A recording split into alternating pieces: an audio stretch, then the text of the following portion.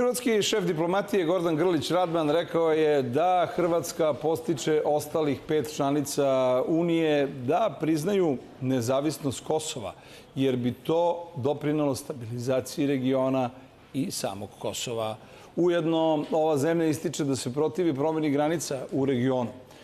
Da li su svi u regionu koji bi da menjaju ili se protive menjanju granica, da li svi na njih gledaju istim očima?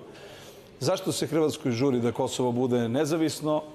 O svemu ovo razgovaram sa Miodragom Lintom, predsjednikom Saveza Srba iz regiona. Gospodine Linta, dobro jutro, dobro nam došli. Dobro jutro, hvala na pozivu. Opet uvijek se vidimo kada inicira susret i komentare, nažalost neki gafovi manji ili veći koji nam stižu iz Hrvatske. Kako ste vi protumačili ovu poruku? Nije prvi put ovo da čujemo iz Hrvatske. Pa nisu u pitanju gafovi, u pitanju jedna osmišljena državna politika Hrvatske. Ova izjava hrvatskog ministra spoljnih poslova nije ništa novo, ništa neočekivano. To je jedno vrhunsko licemjerje Grlića Radmana, koji se tobože zalaže za nepromjenjivost granica, a u suštini svojom izjavom krši međunarodno pravo i poziva upravo onih 5 članica Europske unije koje poštuju međunarodno pravo da to dalje ne čine.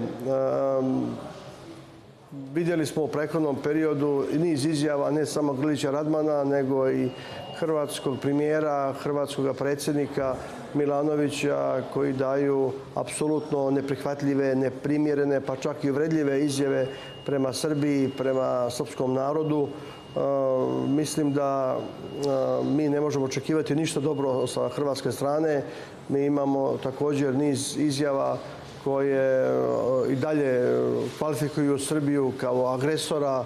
Vi imate Hrvatsku deklaraciju o Domovinskom ratu gdje se kaže da su Srbija, krajiške Srbi i JNA izvršili agresiju na Hrvatsku. Mislim da mi kao država trebamo da vrlo jasno odgovaramo na te neprihvatljive diskvalifikacije od strane zvaničnog Zagreba, da treba da započnemo borbu za istinu o karakteru rata, da treba da osnujemo memorijalni centar srpskih žrtava 90. godina, da se borimo za istinu o stradanju našeg naroda, da insistiramo na dijalogu sa Hrvatskom, suštinskom dijalogu sa Hrvatskom, sa ciljem da se rješavaju brojna pitanja, neriješena pitanja između dvije države. Među njima jeste pitanje pola miliona protjeranih Srba i niza drugih oštećenih građana, da tražimo da se poštuje Bečki sporazum o sukcesiji, posebno aneks 7 toga sporazuma koji se zove privatna svojina i stečena prava, i njemu se jasno kaže da svim građanima i pravnim subjektima moraju biti vraćena i zaštićena prava koja su imali na dan 31.12.1990. godine,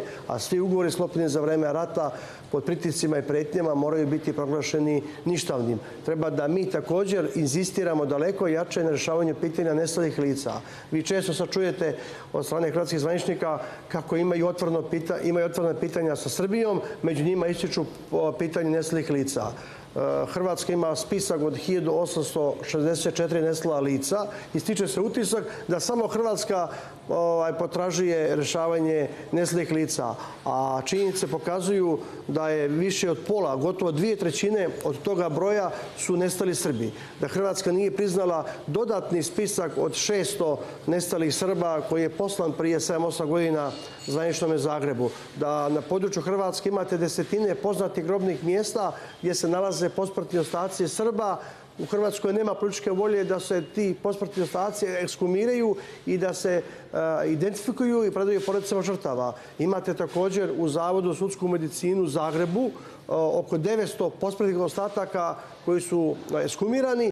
Hrvatska ne pokazuje političku volju da identifikuje te posmrtne ostatke. Većina od tih zločina, Hrvatska govori čitavo vrijeme, hapsi pripadnike bivše Jugoslavijske narodne armije, vojske Republike Srpske Krajine, policije Republike Srpske Krajine, organizuje montirane sudske postupke. Mislim da je krajnje vrijeme da mi insistiramo na dijalogu sa Hrvatskom, da tražimo da se procesuiraju i brojni ratni zločini protiv našeg naroda. Dakle, ima niz otvorenih pitanja i mislim da je važno da mi krenemo aktivno prema Hrvatskoj, da insistiramo na suštinskom i stalnom dijalogu i da uvijek javno govorimo o licemjernu hrvatske politike i da nikad ne prihvatimo u besmislenu laž da Srbija mora da prizna lažnu državu Kosovo. Slažem se, ali evo i sad ste u ovom izlaganju sami dali odgovor, tačnije kako odgovara Hrvatska na neke pojedine naše inicijative i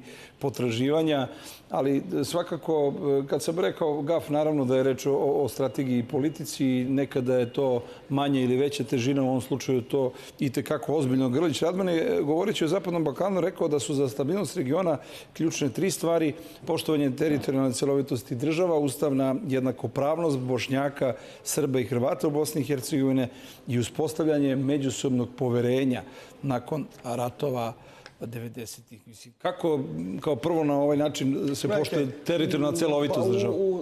U načelu to je prihvatljiva izjava Grlića Radmana. Samo je problem što Grlić Radman i hrvatska politika ne poštuju međunarodno pravo, što drugačije tumače pitanje nepromijenjenosti granica. Znači, oni polaze s aspekta da je priznanje lažne države Kosovo završena priča i da sada od tog trenutka mi poštujemo tobože princip nepromijenjenosti granica. Znači, apsolutno jedna licemjerna politika hrvatske države i jedan izraz dubokog nepoštovanja Srbije. Dakle, mi iz toga vidimo da u Hrvatskoj nema političke volje da se grade dobri komšijski odnosi. Pitanje poverenja. Pa vi ne možete da gradite poverenje ako ne rješavate otvorena pitanja. Znači, Hrvatska ne poštuje, rekao sam, međunarodne sporazume. Znači, ne poštuje Bečki sporazum o sukcesiji, ne vraća imovinu protivnim Srbima. Ne poštuje krucijalne stvari, ni sporazume, U Hrvatskoj nema spremnosti na suočavanje sa svojom zločinačkom ustaškom prošlošću. Vi vidite da u Hrvatskoj traje otvoreni proces rehabilitacije zloglasne NDH, da je faktički ustaški pozdrav za dom spremni postao potpuno legalan u Hrvatskoj, da u Hrvatskoj se nesmetano najveća fabrika smrti na Balkanu u Drugom svjetskom ratu Jasenovac naziva radnim logorom, da ustaški pjevač Thompson nesmetano organizuje koncerte, Visoki prekršajni sud ga oslobađa i govori da upotreba ustaškog pozdrava za dom spremni je maltene izraz patriotizma u Hrvatskoj. U Hrvatskoj, rekao sam, nema spremnosti da se procesuiraju ratni zločini, da se riješi pitanje nestalih Srba, pitanje obilježavanja brojnih stratišta gdje je ubijan naš narod. Dakle, to su otvorena pitanja. Evo vam primjer ekonomije. U Srbiji je otvoreno preko 200 hrvatskih firmi koje su uložile preko 800 miliona evra hrvatskog kapitala. Srpski kapital u Hrvatskoj je potpuno nepoželjan. Mislim da trebamo insistirati na reciprocitetu, da srpski kapital može nesmetano ući u Hrvatsku, da može da naši uspješni ljudi otvore male pogone na krajiškom području, da se zaposle srpski povratnici na području Sjeverne Dalmacije, Like, Banije, Korduna, Zapadne Slavonije, Istočne Slavonije, Baranje, Zapadnog Srema. To sad apsolutno nije moguće. I sad imate jedno licemjerje hrvatske politike koja kaže mi tražimo ista prava za Hrvate, za hrvatsku manjinu u Srbiji kakve imaju Srbi u Hrvatskoj. Ne daj Bože da Hrvati u Srbiji prođu i prolaze kao što prolaze, nažalost, Srbi u Hrvatskoj. Vi imate u Hrvatskoj otvoreni proces asimilacije. Znači, u Hrvatskoj se ne poštuje vlastiti ustavni zakon o pravima nacionalnih manjina koji je bio iz 2002. godine, koji je bio jedan od preduslova da Hrvatska uopšte počne proces pregovora sa Europskom unijom 2005. godine. A taj ustavni zakon garantuje slobodnu upotrebu ćirilice. Sada vi u Hrvatskoj, Srbi su u strahu da koriste ćirilicu. U Vukovaru je suspendovan ustavni poredak Srbije u Vukovaru kojih ima preko 1/3 ukupnom broju stanovništva, nemaju pravo da koriste ćirilicu kao na mnogim drugim mjestima. Hrvatska ne poštuje princip zapošljavanja Srba u javnom sektoru, u policiji, u zdravstvu, u prosvjeti, u državnoj upravi. Dakle, imate niz problema i zato mislim da je važno da mi otvorimo te probleme. Također mislim da je važno da Srbija, pošto u Hrvatskoj nema političke volje, da naše tužilaštvo za ratne zločine konačno počne da podiže optužnice protiv svih pripadnika hrvatskih vojnih i paravojnih formacija koji su činili zločine protiv našeg naroda. Do sad je naše tužilaštvo diglo oko 90% optužnica protiv Srba. Pa da li je to srpsko, hrvatsko ili muslimansko tužilaštvo? Krajnje vreme, znači da naše tužilaštvo procesuira zločine nad našim narodom. Da mi konačno kao država priznamo pripadnike vojske, policije Republike Srpske Krajine, odnosno da im se prizna ratni staž za čitavo vreme rata u dvostrukom trajanju. Hrvatska je priznala ustaše koji su počinili genocid za vreme NDH. Priznala je pripadnike Hrvatskog vijeća odbrane iz Zapadne Hercegovine. Mi treba da priznamo krajiške borce jer su se časno, hrabro i ponosno borili protiv ustaškog režima Franje Tuđmana. Dakle, moramo da konačno donesemo rezoluciju o osudi genocida nad Srbima, Romima i Jevrejima u NDH, da osnujemo memorijalni centar srpskih žrtava genocida NDH, da započnemo političku, pravnu i diplomatsku borbu za priznanje genocida u međunarodnoj zajednici, za priznanje stradanja našeg naroda 90. godina. Dakle, nije dovoljno samo da odgovaramo. Znači, moramo preduzeti konkretne mjere u borbi za istinu, dakle, i o karakteru ratova, i o genocidu za vreme NDH, i o stradanju našeg naroda 90. godina. Svakako, to je važno pre svega zbog nas samih i zbog tih žrtava, a naravno i da bi ta istina doprala negde dalje. Što se tiče Grlića Radmana, da se vratimo na ovu, pa ne znam kako bih je nazvao, kampanja, inicijativa, predlog potpuno nesuvisli. Koliko je ozbiljan? Da li zaista mogu da učine da ovih 5 članica Evropske unije promene mišljenje? Ma gledajte, nema Hrvatska takav uticaj da ona odlučuje o tim stvarima. Ovo je više izraz... Zato sam ja i nazvao Gafur. Da, to je izraz neprijateljstva, ja moram tako otvoreno reći, Hrvatske države prema Srbiji. O tim stvarima se odlučuje u svjetskim centrima moći, dakle u Vašingtonu, u Berlinu, u Briselu. Ja se nadam da će ovih 5 članica Europske unije, dakle Španija, Slovačka, Grčka, Kipar i Rumunija ostati principijelni, da će i dalje poštovati međunarodno pravo i uvjeren sam da će i naše državno rukovodstvo nastaviti principijelnu politiku zalaganja za poštovanje rezolucije 1244 koja garantuje teritorijalni integritet naše države.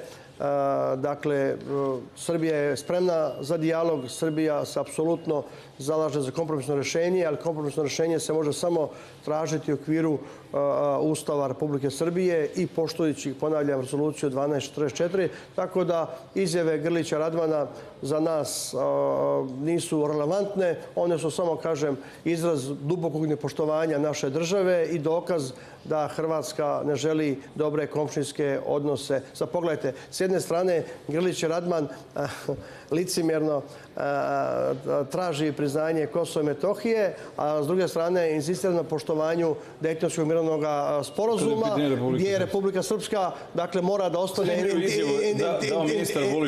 entitet. Zanimljivu izjavu dao da to stanovište samo medicina može da objasni, ali to zaista neverovatno zvuči i koliko je to... A gledajte, ja tu ne bi se pozivao na medicinu, ovo je prosto jedna osmišljena državna antisrpska politika koju vodi zvanični Zagreb od dolaska Franje Tuđmana na vlast. Pa naravno, ali nikakve logike ne mogu takva dva pristupa. Nažalost, mnoge stvari nisu logične, a u ovom slučaju, ponavljam, to je jedan izraz neprijateljstva i ona narodna koje se hrvatska politika drži da komši crkne krava.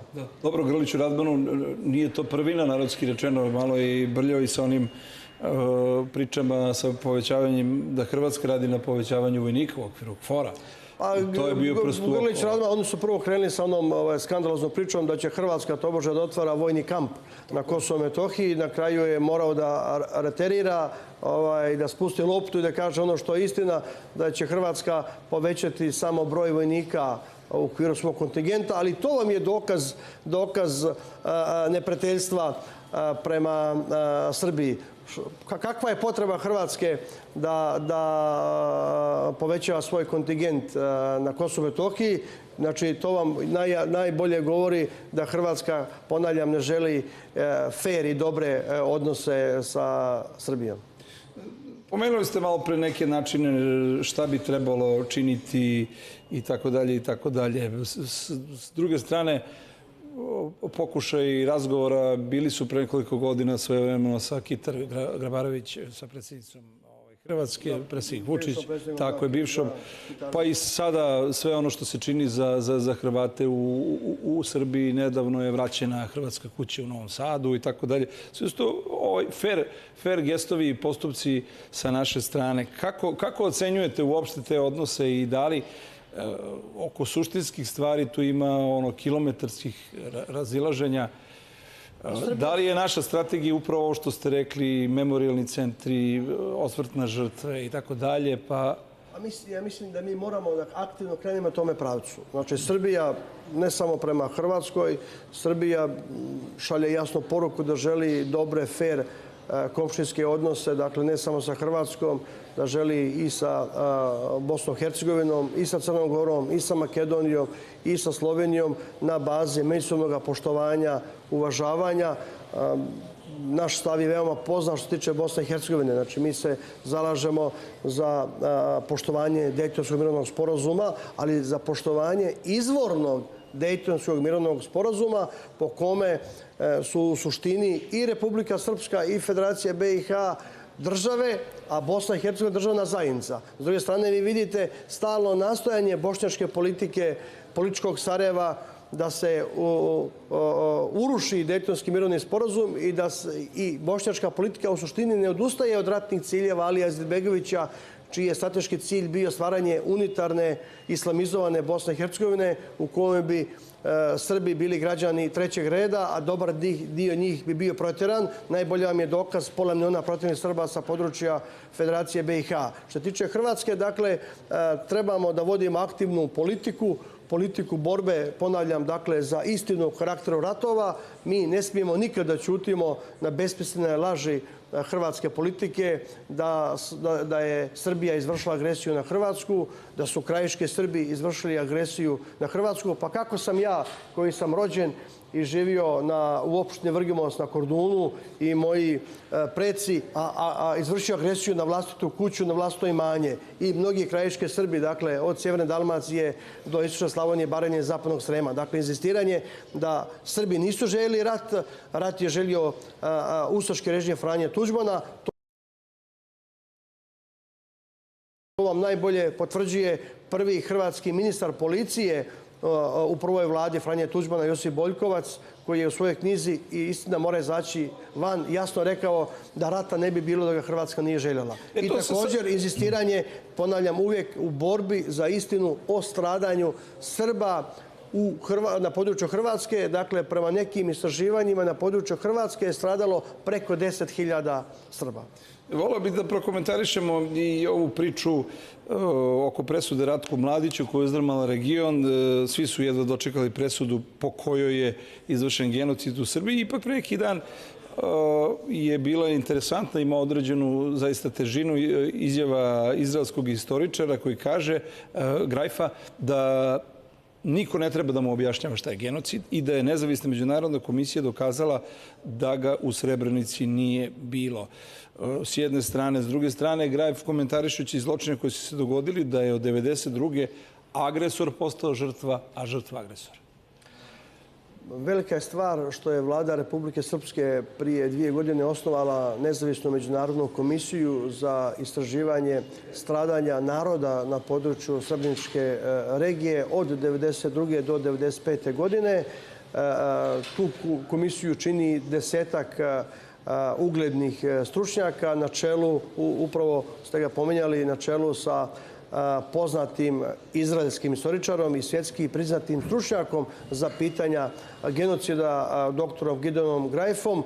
Ta je komisija objavila nedavno svoj izvještaj. Iz tog izvještaja jasno proizlazi da se u Srebrenici nije desio genocid s jedne strane i da u Srebrenici nije ubijeno 8.000 muslimana, kako oni kažu, muslimanskih muškaraca i dječaka.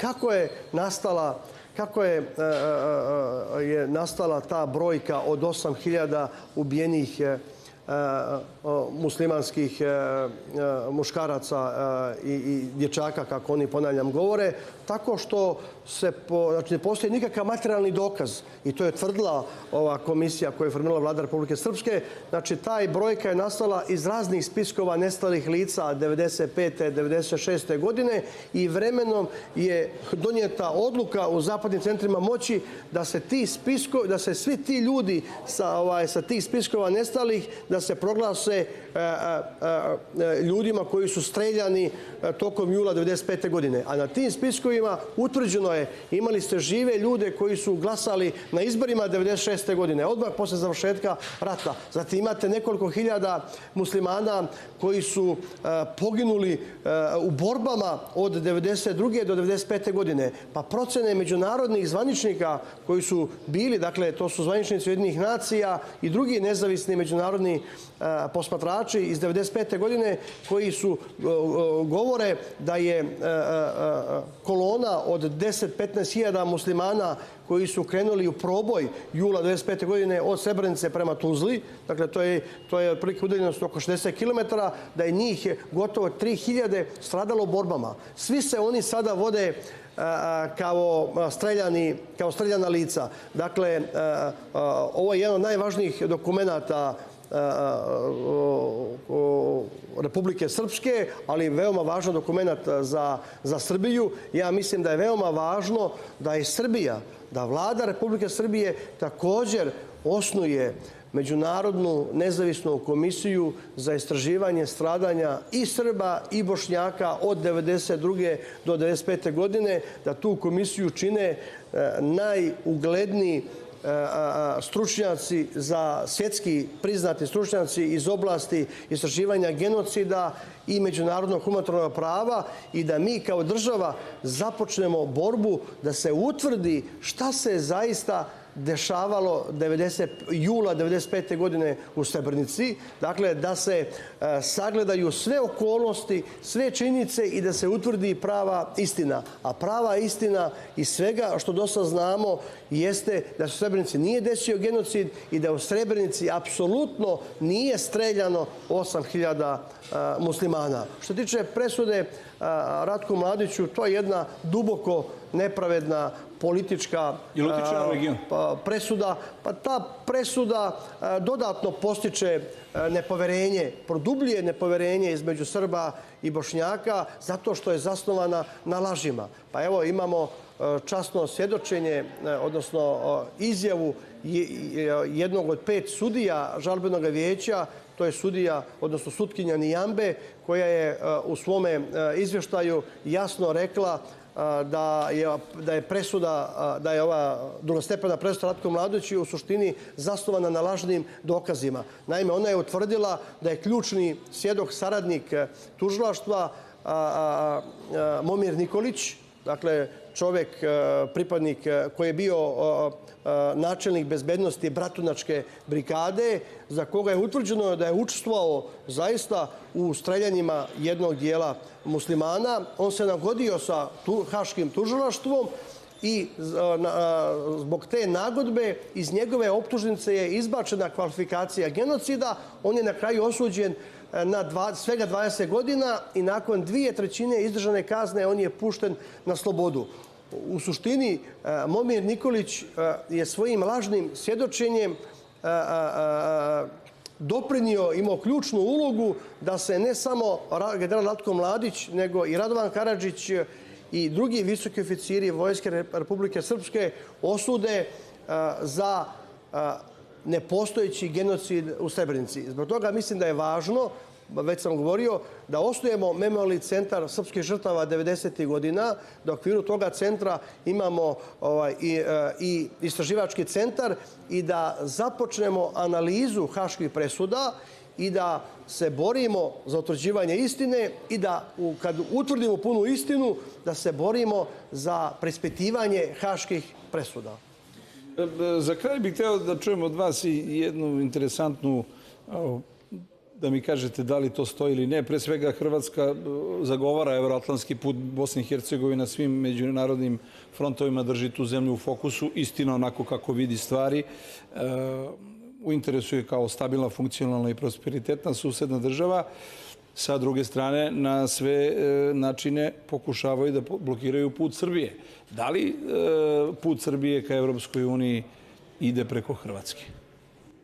Ne slažem se sa tom tezom, već sam rekao Hrvatsku niko ništa neće pitati. Ključne odluke što se tiče i Srbije i država Zapadnog Balkana se donose u svjetskim centrima moći, pre svega u Vašingtonu, zatim u Briselu i Berlinu. Dakle, od odluke Sjedinjenih Američkih Država, Europske unije, Njemačke će zavisiti daljni put Srbije i drugih država Zapadnog Balkana prema Europskoj uniji. Mislim da mi imamo jedan principijelni stav, znači i siguran sam da državno rukovodstvo neće prihvatiti ucjenu i prihvatiti da Srbija bude član Evropske unije, a da zauzvrat prizna lažnu državu Kosovo. Dakle, mi možemo postati član Evropske unije ne zbog Evropske unije, zbog interesa naših građana, ali pod ključnim uslovom da se priznaje Ustav Republike Srbije, da se poštuje rezolucija 1244,